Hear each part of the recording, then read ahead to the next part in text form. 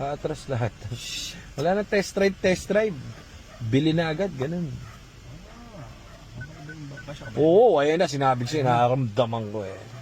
Iba ako kumotob eh. Nandito tayo sa hidden gem. Ang ganda naman ng EcoSport din, ma'am. Lagi niya ulit. EcoSport din, ma'am. Tignan mo, mabisa oh. Alam mo na agad eh, no? Eh no, kita ko mo pala malayo pa lang oh. Ano, may kiingin na naman ako sa ano. Iyo, ihi na naman. Iyo! Nako, ihi na naman. Kasya ba ako rito?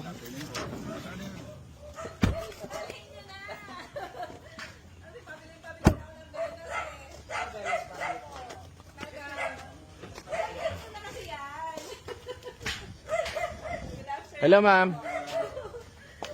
Bale, first owner kayo. Yung video eh. Kasi po, yung ganun pa na ang matik dati kasi tinitipid ko siya, hindi ko siya masyadong ginamit. Ito ang mas gusto ko na mataas. Saka sa area nyo, no, mas Ano yung EcoSport natin? Eh di, sabi ko, gusto ba? Tapos sabi ko, nung paandar ko isang araw, Miller man. nag-ilawan. Nako, may cover. Mga jersey pa kayo ha? So, tignan natin. Tignan natin Pwede ang mas scan, okay lang. Check namin. Tagalamin dash. Ma'am, pwede ba mahiram yung susi? Layo pala dito. Sige, ma'am. Tagalamin dash. Yung cover. Bilis. Hood. Bilisan natin para umabot tayo. Layo na itong biyahe natin. Matagal pa tayo makakauwi, ano? Pinakamaba na to, hindi pa na to silang. Mag-ano na tayo? Hello. Tagaytay na to, di ba? Tagaytay na to eh. Yung main road. O, kita mo, malamig no. Kaya nga eh. Medyo malamig na yung simoy ng... Tayo tayo dyan. Ayun o. Ito naman parang ka naman babae. Tumingil ka na dyan. Makikisira. Ayun o. Sabi tayo, inginan no. O di ano kayo. Mag-connect kayo para isa na lang. Ayun, nakita ko. It's done. Connect kayo para isa na lang. Parang Bluetooth. Ay, sige. Kaya to. Naumi lang siya, siya lang nagamit. Eh, nasa rin. Wala nang tubig, ma'am. Eh. Lagyan niyo kaya. Wala na, hindi nga umaalam na. Wala ko, last change oil naman, medyo matagal na, no? Dito lang,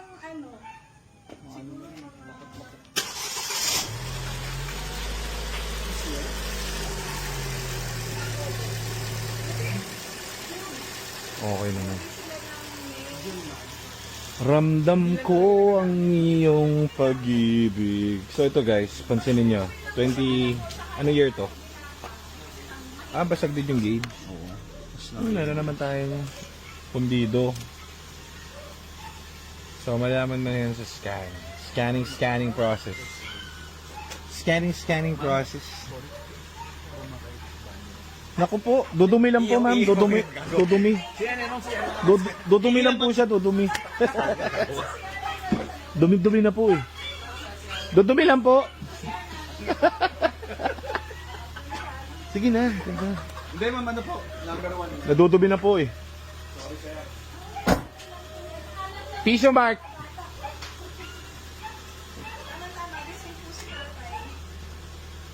So, scanin na natin to.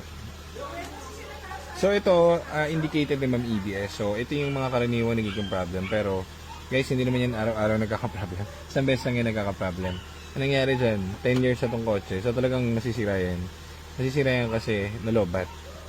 Ngayon, marami kaming stock dyan. So, walang problem dyan. Pero ang SOP dito, babat running yan. So, tingnan muna natin kung ano yung mga makikita nating error. IPC, meron din. PCM fault code. Tingnan natin. EBS, ito. Declared na ni ma'am yan.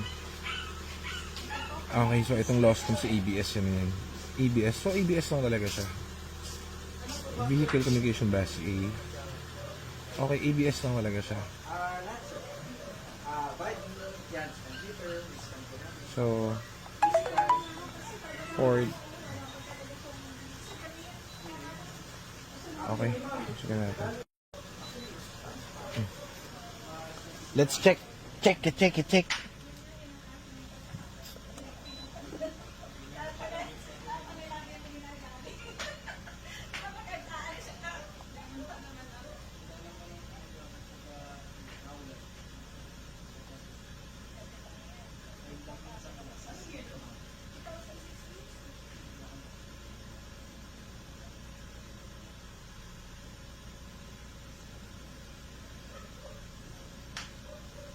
scan ulit tayo.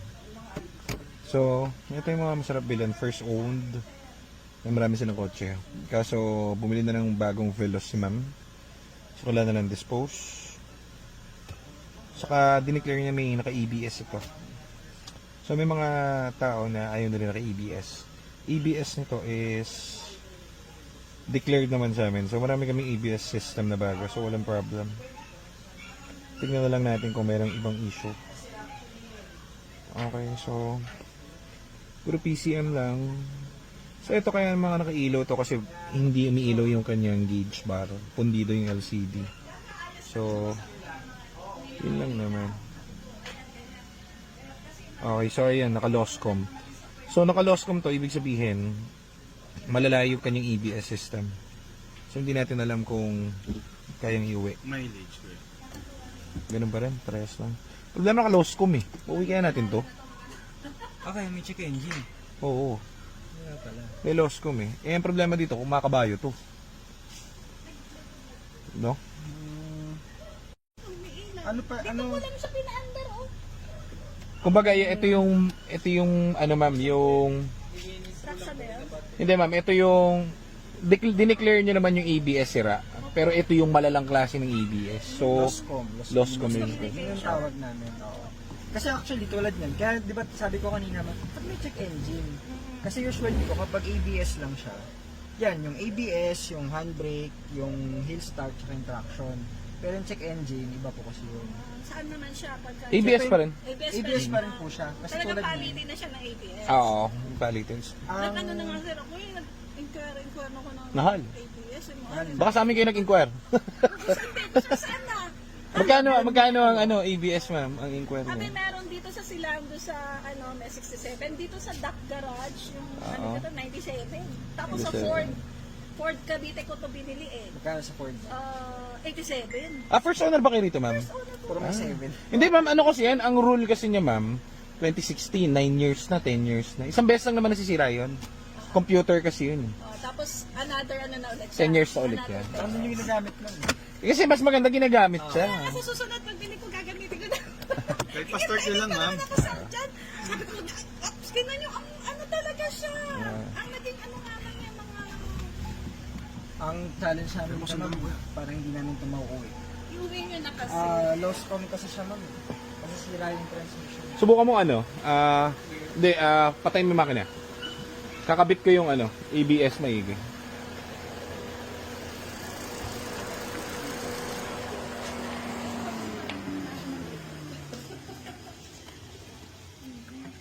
Hello guys, so dami ko na pating buhok, pagpagupit eh. Ngayon tayo sa Alfonso, Cavite. Meron tayong kukuhanin dito na EcoSport. Dali natin yung Geely. Tapos may ginawa pa tayo dito na Elantra. Okay naman to kasi naka-ABS. Kasi kapag ang ABS nyo is lost communication, huwag nyo na ibabiyahe. Kasi magkakadurug-durug ang clutch nan. Yun yung kadalasang problema ng iba nilalaban na naka-ABS. Ito yung isang yun. So ito, papatowing namin to. Okay, so para lang sure na hindi siya magkaka-problem dun sa clutch niya kasi sayang. Ganun. Ito, papakita ko sa'yo. Yan. So, first owner yan. Kaso lang, test drive sana namin. Kaso, ABS lang kasi nakalabas dyan eh. Kaso, Loscom na. So, pagka Loscom yan, huwag niyo ibabiyahe ng ganun. Ibig sabihin yun, Loscom, hindi niya na nababasa yung ABS module niya. So, pagka ganyan, hindi niya nababasa, huwag niyo ibabiyahe kasi magkakadurug-durug ang clutch niya dyan. So, tatawagan muna natin yung ating favorite towing, si Sir John. Merry Christmas. At papakode tayo kung magkano. Then, if ever magkakasundo, kukuhanin natin to. Mabisa to. First owned, masarap, mabisa. Ayan, bebenta na sa atin ni ma'am yung EcoSport. Kasi bibili na si ma'am ng Veloz, ano ma'am? Ayan, bibili si ma'am Veloz bukas. Pakiusap lang kami kasi Mamaya hindi pa. namin yung towing. So hindi ko sure kung kasi sobrang traffic. Tapos babayaran na ngayon, ma'am. Tapos, alis na kami. Tapos, Tapos, kung pwede lang eh. Ito ma'am, yan, explain ko kasi sa inyo. ka na mag-explain ka. Okay na yun. Paano ba, yung LCD nyo nga ma'am, Basag. basag, ano Hindi siya, na, okay na yun.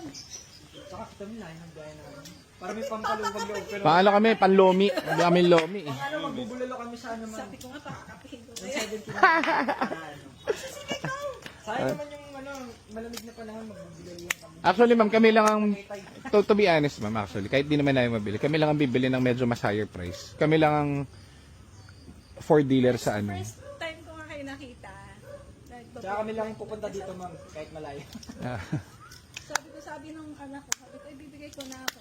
Sige na, nanay. Kasi nga, yung mag-ama, gusto nga nila ng labels. Oo, ganda ng belos ngayon, ma'am. Ganda ng itsura. Jump pack sa features. So, kailangan sulitin nyo para ROI. Kaya ano nga, akin ang susulitin sa susunod. Ah. Kailan niya wala niya? Alin? Bukas agad. Oo, bukas agad. ayun, sabi Gabi na nga. Sarado na Sarado. yung Anong kinuha niya, ma'am? Yung E or yung G? muna. Ilang? Kasi yung feature Pero matic. niya, oo. Ganda Kasi yun. ano lang naman, kakaunti yung difference ng ano nito. Ganda yan. Sabi ko yun naman. Sige, gawin ng papel. Let's go. Thank you, ma'am. Salamat. Eh, paano yung mga dito, sir? Yan, gagawin na natin, ma'am. Kompleto naman kami. Tapos yung kayo, sir, di ba may IDs naman kayo? Print ko lang. Sige po. Tapos, Yung ID niya may pirma. Apo, yung SS. Paano na natin to kay ma'am kasi bibili silang velos. So, Sir John. bibili natin to, hindi natin ilalaban kasi magkakadurog-durog ang clutch na ito. Ganon din naman, ibababa rin naman yung clutch na ito sa shop. Pero, ayaw na nating isugalan kasi ang problema, mahirapan lang tayo i-drive to. Baka mamaya mag-stall yan sa kali. Nakapatay yung ABS eh. Ito yung malalang klase ng ABS, Loscom. Hindi niya na nababasa yung ABS niya. So, better ito, patowing na lang natin para hindi ako mag-drive. Maandar naman, pero mahirap yan pagka nagka-problema ka, mistop ka sa ang tawag dito, sa highway, tapos ka, mahal pa ng gastos mo. Imagine first owner sila, ma'am, 2016, ilang taon na? 10 years. It serves its purpose. Kaso, ang problema, in-skip ni ma'am ang heavy PMS. So, yung heavy PMS nito, hindi na nila ginawa. Basta after 3 consecutive dun sa kasa, pinapa-change oil na lang nila. So, ganun siya. Kaya kailangan to, pag dumating na kayo ng 50, 60, papa-heavy PMS na yan. Para nababantayan. Di ba? Imagine mo 10 years. Pag pinabanta mo ABS niyan, another 10 years na naman yan or so. Ito naman kaya nasira kasi hindi ginagamit. Laging lobat. Okay, huwag nyo antayin malobat ang mga sasakyan nyo. Okay, gawa natin papers tapos batching na tayo. At magbubulalo pa tayo. Tapos kinuha ni mami yung spare. So, ganun siya. So, see you sa shop, baby girl. Tamo. Told you. Matalas ako eh. Matalas ako. Para ito na lang po yung dala natin.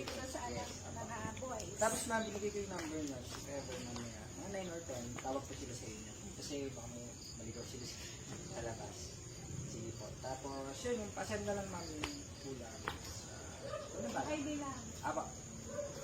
Ma'am, thank you. Sir, salamat. At malayo pa yung biyahe na. Babiyahin na po kami. Sabi na lang po kami. So, dun tayo sa Geely. Sige. Auto start mo, boy. Ayaw auto start. Puto ba mo sino? Ho, ho!